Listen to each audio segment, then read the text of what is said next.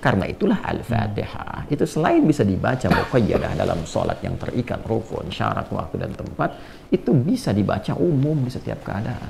Kapan saja tadi ya. Iya, bebas saja. I don't want to come on the day of judgment and Allah would say, why they make this innovation and you did not speak? Ever in the books of Sunnah had the Prophet ﷺ recited the Fatiha like this? Ya, lalu saya katakan, udah baca Al-Fatihah saat kamu mau belajar. Mana dalilnya? Ya? Nah itu kurang sopan. Kenapa? Karena orang awam itu tidak punya kemampuan akses kepada dalil. Gitu. Kalau saya tunjukkan dalilnya ini bisa paham. Kitabnya ini bisa baca. Sulit tadi ya. Sulit. Nah, karena itu penting juga kita menghadirkan ulama-ulama otoritatif yang punya kualifikasi. Kalau baik pasti dicontohkan Nabi. Nah, kalau benar pasti itu dicontohkan. Nah, itu bukan kaidah fikih dan nggak pernah ada ulama bikin kaidah begitu. Karena ulama tuh paham mana yang dicontohkan Nabi, mana yang tidak dicontohkan Nabi. Tidak semua yang baik-baik itu Nabi harus contohkan.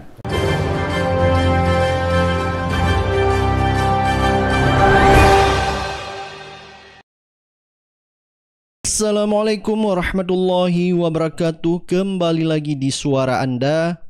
Baik, hari ini kita akan melihat penjelasan yang sangat detail tentang yaitu video viral tu Syekh Hasim, mana waktu itu beliau ceramah di Masjid Abdullah Permata Jingga Malang, di mana beliau melarang jamaah yaitu membaca surat Al-Fatihah, di mana dengan membuka kajian atau punya hajat tertentu menurut Syekh Hasim itu bid'ah karena tidak ada hadis dan Nabi juga tidak melakukannya. Dan menurut Syekh Hasim, beliau tidak mau nanti di hari kiamat atau di hari akhirat ditanya oleh Allah kenapa tidak memperingati mereka tentang membaca surat Al-Fatihah. Jadi menurut Syekh Hasim, membaca surat Al-Fatihah ini hanya di dalam sholat saja dan hanya digunakan yaitu meru'yah. Akhirnya dalam hal ini Ustadz Adi Hidayat angkat bicara, beliau menjelaskan begitu detail tentang dalil-dalil yang membolehkan membaca surat Al-Fatihah. Baik, untuk lebih jelas, mari kita simak penjelasan Ustadz Adi Hidayat. Jadi Al-Fatihah ini bukan sekedar surah yang diturunkan, ya surah biasa, tapi surah ini juga bisa berperan sebagai wasilah, ya, yang kita bisa tawasulkan, memohon kepada Allah dengan bacaan surah itu, bahwa Allah mengabulkan hajat kita, mempermudah urusan kita. Ya kan? Mengantarkan apa yang kita harapkan, mendatangkan apa yang kita inginkan. Itulah peran Al-Fatihah. Yang nerangkan siapa? Rasulullah SAW. Nabi dari mana? Malaikat Jibril.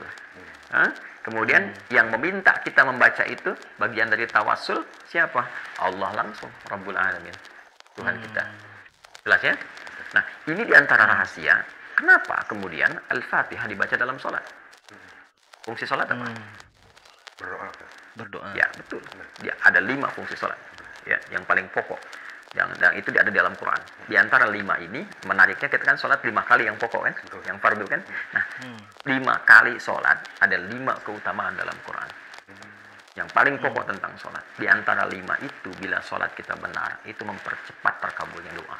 Kembali ke sini, saya ingin katakan Al-Fatihah itu istimewa.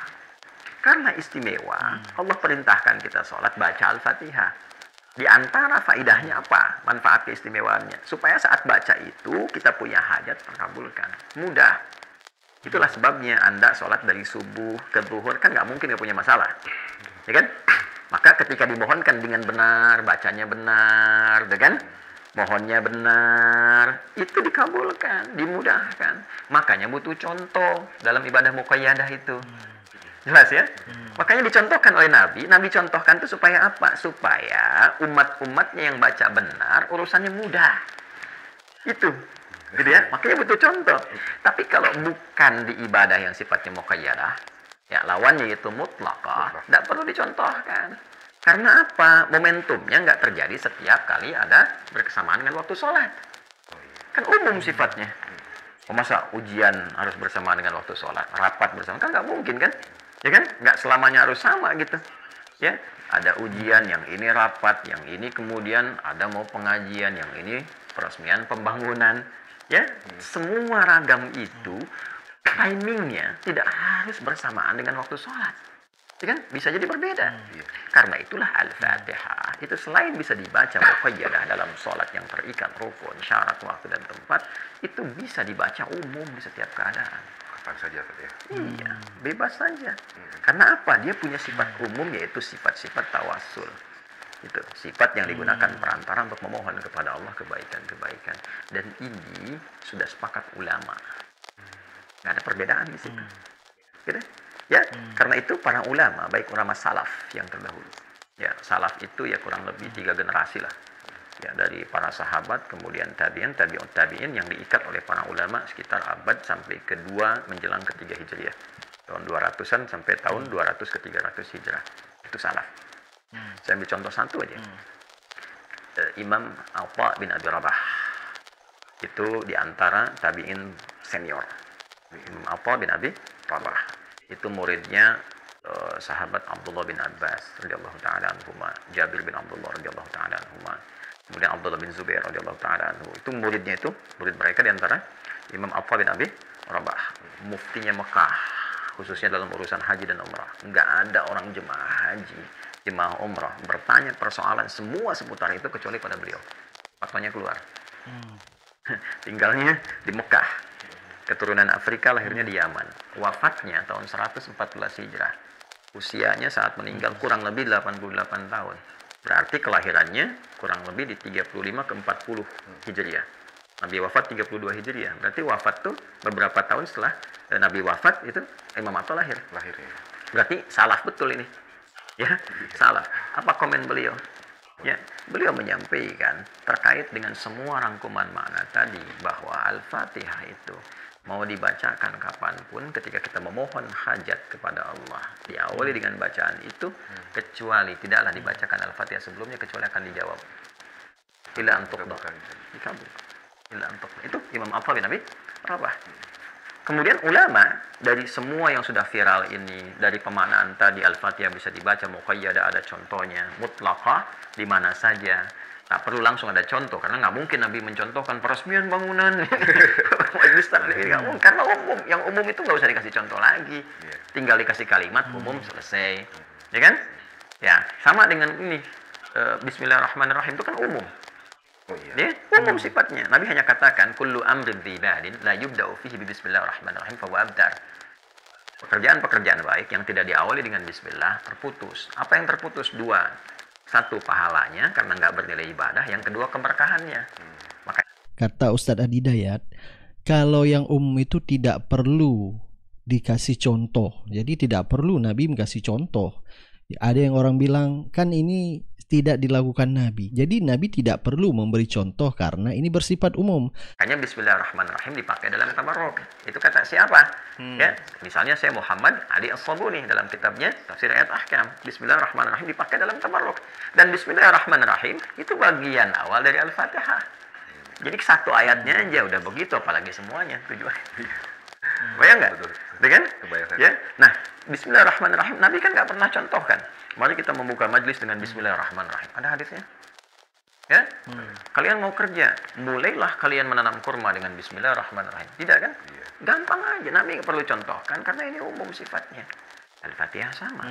Nggak perlu dicontohkan pada yang sifatnya umum. Tapi yang khusus, yang diikat rukun, syarat, waktu, keadaan, itu mesti dicontohkan. Dari pernyataan ulama-ulama yang salaf tadi, kemudian melihat dari dalil Qur'annya, hadisnya, generasi setelahnya mengikuti. Nah, ikut namanya salafi. I-nya itu pengikut.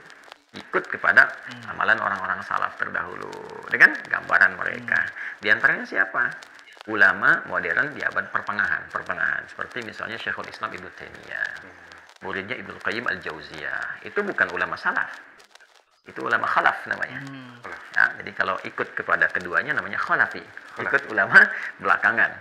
Ya kan? Kalau sanadnya tersambung ke belakang itu salafi. Jadi salaf itu bukan kelompok, bukan organisasi, bukan kelompok pengajian tertentu atau ormas tertentu, tidak. Itu manhaj namanya yang tersambung. Jadi semua orang Islam itu ya pasti kalau sholat kan nggak mungkin nggak ngikut orang sebelumnya, pasti ngikut. Jadi semua orang Islam itu sifatnya salafi. Jadi bukan nama khusus ya untuk kondisi atau kelompok ini tertentu, tidak. yaitu nama yang mewakili sifat keadaan gitu ya. Nah, terlepas dari semua istilah-istilah itu kita kembalikan Syekhul Islam Ibnu Taimiyah paham betul dengan itu. Syekhul Islam Ibnu Taimiyah itu punya kebiasaan, kalau Anda nanti baca di antara biografi beliau itu kalau ba'da subuh, dari mulai sampai ke syuruk, subuh sampai ke syuruk, matahari di awal pertama kali setelah naik terbit ya, kemudian satu tombak bayangannya, itu mengulang-ulang Al-Fatihah aja. Bismillahirrahmanirrahim. Alhamdulillahirabbil alamin arrahmanirrahim sampai waladhdallin. Selesai ulang lagi, sampai matahari terbit, sampai masuk syuruk. Jadi zikir gitu ya. Ya, pertanyaannya contohnya ada nggak dari Nabi? Nah, itu. Ya, apa beliau melakukan bid'ah? Beliau itu bid'ah. Nggak bisa kita langsung vonis ini bid'ah, tidak mungkin. Orang soalnya berilmu, kan ilmunya tinggi, mufti, Syekhul Islam gelarnya, ya kan? Ustadz Hadi Hidayat juga menerangkan bahwa Ibnu Taimiyah dalam hal ini, yang kita tahu Ibnu Taimiyah rujukan daripada ulama Salafi, itu jelas sekali Ustadz Hadi Hidayat menerangkan bahwa kalau Ibnu Taimiyah pada subuh hari membaca surat Al-Fatihah diulang-ulang terus sampai syuruk. Dalil seperti kalau tidak dicontohkan Nabi maka bid'ah, berarti Ibnu Taimiyah bid'ah dong. Tapi kan tidak bisa kita sebut seperti itu. Ya, Syekhul Islam loh. Ya, di bawah sedikit dari Imam Al-Ghazali. Imam Al-Ghazali Hujjatul Islam. Ini Syekhul Islam. Ya kan? Jadi ini kalau ada para syekh, para guru, nah ini guru-gurunya, guru di atas guru. Kalau Hujjatul Islam sudah orang ini sudah dalil. Ya, hujjah menjadi hujjah, menjadi patokan, sandaran yang paling pokok. Ini Syekhul Islam mengamalkan itu sampai muridnya komen. Ya, muridnya kan Imam Ibnul Qayyim Al-Jauziyah itu juga komen tentang keutamaan Al-Fatihah. Bisa dibacakan di mana saja, mengambil tawasul dari situ, mengambil tabarruk dari situ. Sehingga ulama-ulama kekinian pun lintas madhab itu hampir semuanya menyimpulkan bahwa Al-Fatihah itu di luar yang ibadah muqayyadah seperti sholat, itu bahkan mereka menganjurkan silahkan dibaca di majlis-majlis. Bahkan para ulama sebelum membuat fatwa di majlis-majlis ilmu, dalam acara misalnya mau pengajian kah, mau satu acara kah, resepsi kah, macam-macam kah. Itu ada Madzhab Maliki. Saya sebut Madzhab Maliki ini yang paling dekat tempat tumbuhnya, tempat Nabi berdomisili sampai wafat, itu di Madinah. Al-Madinah Al-Munawwarah. Sehingga Imam Malik itu dikenal dengan Imam Darul Hijrah, imamnya Madinah. Imam Madinah, ingat ya, Madinah sekarang masuk ke wilayahnya Saudi Arabia. Nah dulu imam yang paling populer itu namanya Imam Malik, Malik bin Anas. Ya, lahir sekitaran 93-94 Hijrah, Imam Malik bin Anas. Dan itu bicaranya dalil semua. Imam, sudah itu imam itu di atas yang lain-lainnya tuh, Imam Malik. Ya, itu kalau sudah beliau itu yang berfatwa, sudah keluarnya hadis, dalil semua. Sampai Imam Asy-Syafi'i belajarnya ke Imam Malik. Ya. Imam Malik itu menurunkan turunan-turunan pokok panduan keilmuan-keilmuan dan informasi-informasi yang tersambung ke dalil, ke hadis, lalu kodifikasi, pengumpulan semua informasi ini menjadi sebuah patokan, ya, pilihan untuk menunaikan. Itu disebut madhab namanya. Maka madhabnya disebut Maliki, yang ikut bagaimana Imam Malik beribadah, ikut fatwanya Imam Malik, jalurnya tersambung kepada Rasulullah SAW. Di antara tokoh kekinian, misalnya, yang ikut madhabnya Imam Malik itu namanya Syekh Abdullah Bayah di Uni Emirat Arab. Fatwanya apa? Ya. Jadi kalau orang sekalian fatwanya, justru beliau menganjurkan. Ya, dan tidak ada masalah untuk membacakan Al-Fatihah di luar konteks sholat tadi. Silahkan, mau Anda baca sebagai tawassul, sebagai tabarruk, itu madhab Maliki. Silahkan mau bacakan di majlis-majlis ilmu, bacakan misalnya menjelang resepsi, nggak ada masalah untuk memohon hajat kepada Allah, kemudahan, karena memang sifatnya begitu. Ya, ulama kita terdahulu yang paham dalil, yang punya sanad, yang punya ijazah-ijazah hadis itu, ya itu langsung berfatwa, tidak banyak menyampaikan kepada awam ini dalil ini itu, karena awam tuh nggak mungkin nyari kitab begini. Awam tuh yang tidak tahu metodologi. Roski nggak tahu metodologi, buka kitab lama tadi kan, ya. Lalu saya katakan, udah baca Al-Fatihah saat kamu mau belajar. Mana dalilnya? Ya? Nah itu kurang sopan. Kenapa? Karena orang awam itu tidak punya kemampuan akses kepada dalil. Gitu. Kalau saya tunjukkan dalilnya ini bisa paham. Kitabnya ini bisa baca. Sulit tadi. Sulit. Nah, karena itu penting juga kita menghadirkan ulama-ulama otoritatif yang punya kualifikasi. Di Timur Tengah itu jelas. Ustadz dengan da'i, dengan mubaligh, dengan mufti itu beda. Kalau sudah mufti, jangan tanya dalil, itu nggak sopan. Kecuali kalau orangnya meragukan, ya nggak jelas. Kemarin kok begini, sekarang jadi ustadz.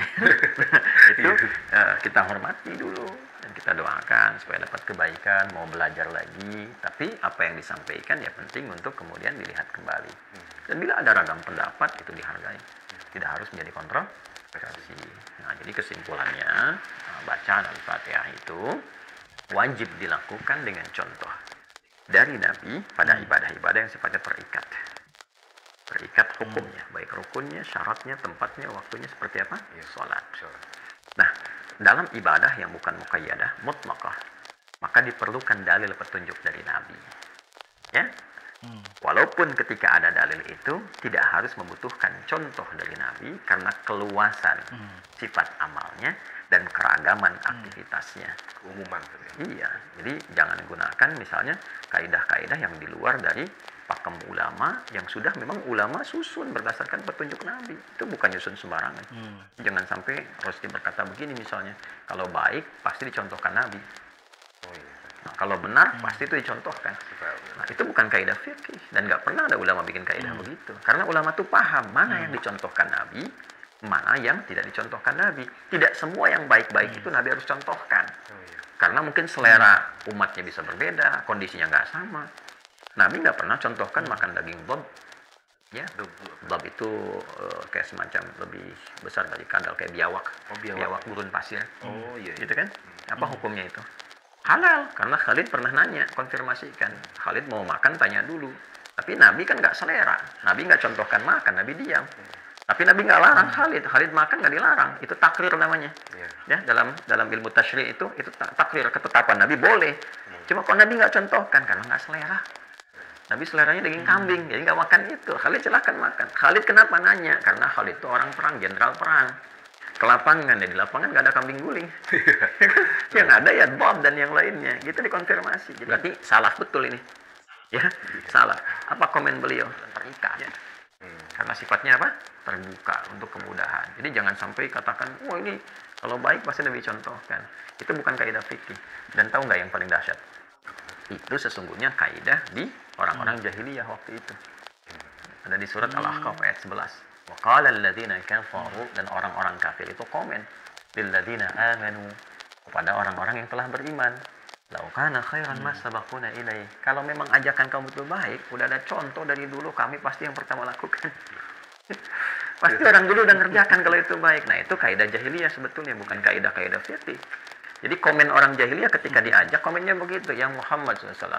Ya kan? Hei orang-orang pengikutnya, kalau yang ente bawa itu baik, orang dulu udah praktekkan. Ya, cuman karena dulu nggak praktekkan, kami nggak ikut kamu. Nah, itu kaidahnya. Nah, itu bukan kaidah fikih, karena itu nggak bisa dipakai dalam hukum fikih. Nah, itu pentingnya ngaji. Pentingnya belajar. Tapi dengan ini pun tidak boleh merendahkan orang lain.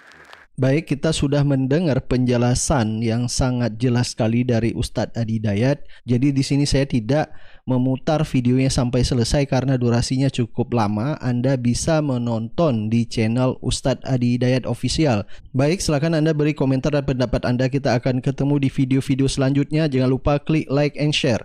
Assalamualaikum warahmatullahi wabarakatuh.